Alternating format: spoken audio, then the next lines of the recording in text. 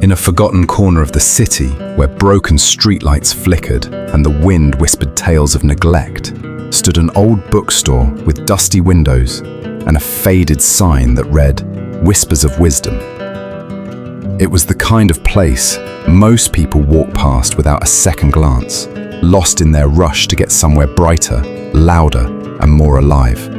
Yet inside that shop lived a man named Elliot, an old bookseller with tired eyes and a heart full of unspoken hope. Elliot had run the store for over 40 years. Once, it was a hub of life, bustling with readers, dreamers, and thinkers. Children had sat cross-legged on the carpet listening to stories, and adults had wandered through the aisles, searching for something they couldn't name. But times changed. The digital world grew louder, the scent of old pages faded from memory, and the bookstore became a relic. Now, Elliot sat alone most days, behind the creaky counter, reading worn pages under the dim, yellow light of a single hanging bulb. He had no family nearby, no friends who visited, and no apprentices to carry forward the legacy.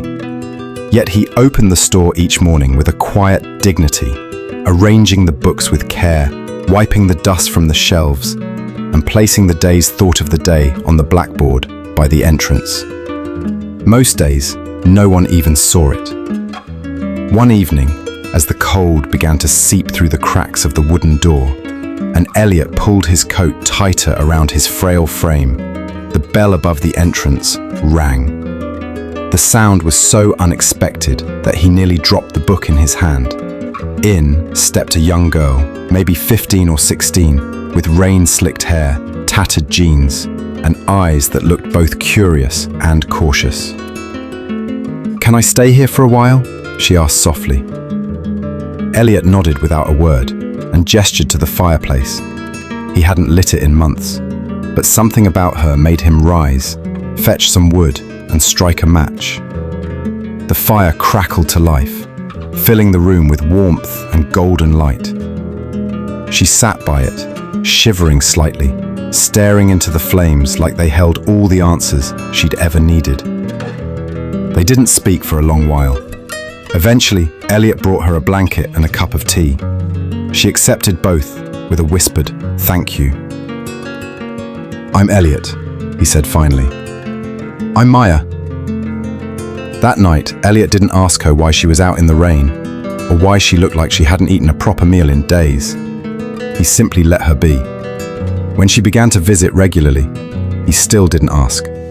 She came after school, if she even went, sat in the same spot, read quietly, and left just before the shop closed. She never bought anything, but Elliot didn't mind. Her presence was like a candle in the dark, small, flickering, but warm. One afternoon, as they sat together watching the rain draw patterns on the window, she finally spoke. "Do you ever feel like the world forgot you?" Elliot looked up from the book in his lap and met her eyes. "Every day." "Then how do you keep going?" He smiled gently, the lines on his face deepening. "Because someone might need this place, even if it's just one person." Maya nodded slowly, the weight of the unspoken hanging between them like fog. It was that day she told him about the shelter she lived in, about her mother who disappeared when she was 7, about her father who had never really been a father, about the loneliness that wrapped itself around her like a blanket of thorns. She didn't cry. She had cried enough. She just told the story like it was a fact, like the weather. Elliot listened. Not the way people pretend to listen, but truly listened, with his whole presence. "You matter, Maya," he said when she finished. "Not because you survived, but because you still hope." "Do I?" "You come here every day. That's hope." Over time, the bookstore became more than a refuge for Maya. It became her world. Elliot taught her about books, about binding and restoration, about stories that changed lives.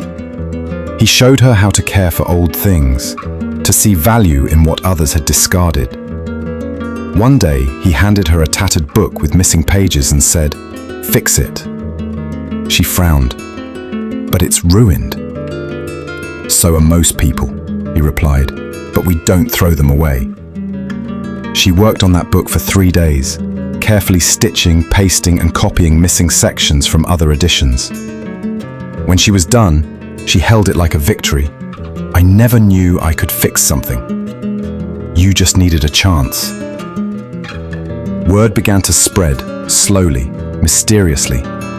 A boy who had dropped out of school wandered in one day, asking if he could hang around. Elliot handed him a broom and said, "Start with the corners." Then came a single mother looking for a safe place to read to her child. Then an old professor, retired and forgotten, who started hosting weekly reading sessions. The shop, once silent, began to hum again. It wasn't loud, it wasn't trendy, but it was alive. Elliot, though, was growing weaker. His hands trembled when he poured tea. His steps became slower, and the weariness in his eyes deepened. Maya noticed, of course. She asked him once if he'd seen a doctor. He smiled and said, "Books are my medicine." But books couldn't stop time. One morning, the bell rang, and Elliot didn't rise to greet the guest. Maya found him slumped in his chair, a book resting on his chest, a peaceful expression on his face. He had passed in his sleep, like a candle that had burned just long enough. Maya took the lead. She organized the shelves, ran community events, and started a small program teaching kids how to restore old books. They renamed the store, just slightly, Whispers of Hope. She placed a plaque near the fireplace that read, "To Elliot." The candle in the dark. Years passed. Maya grew into a young woman with a calm strength in her voice and wisdom beyond her age. The shop flourished, not in wealth but in soul. People came not just for books but for warmth, for belonging, for healing. One particularly stormy night, as thunder rolled outside, a boy stepped in. Soaked, silent, lost. Maya saw in him a reflection of who she once was. "Can I stay here for a while?" he asked. She smiled gently. "Of course. There's a seat by the fire." And so the cycle continued. The bookstore became a living legacy, a quiet revolution of kindness, resilience, and faith. Maya often thought of Elliot in the quiet hours, wondering if he ever knew just how much he had changed her life. She didn't need to wonder for long. One day, while rearranging the top shelf behind the counter, she found an envelope tucked between 2 heavy volumes. It was old and yellowed, addressed to her in Elliot's shaky handwriting. She opened it with trembling fingers. "Dear Maya, if you're reading this, I've likely gone to join the stories I so dearly loved. I want you to know something important. You were never just a visitor here. You were the light this place needed. When you walked in that first night, you reminded me of something I'd almost forgotten. That even in darkness, a single candle is enough to start a fire. You mattered, Maya. You still do. Don't let anyone make you believe otherwise.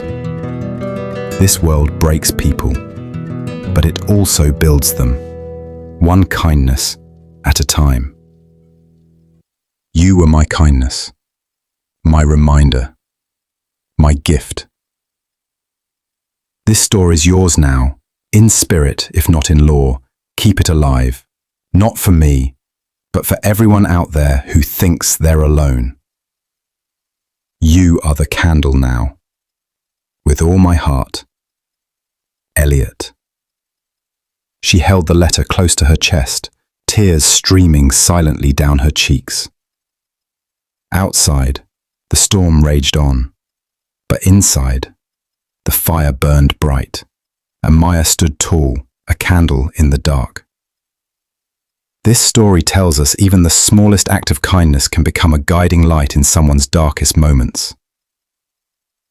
When you choose to care, to listen and to believe in others, you become a candle in the dark, not just lighting your own path, but igniting hope in the hearts of those who feel forgotten.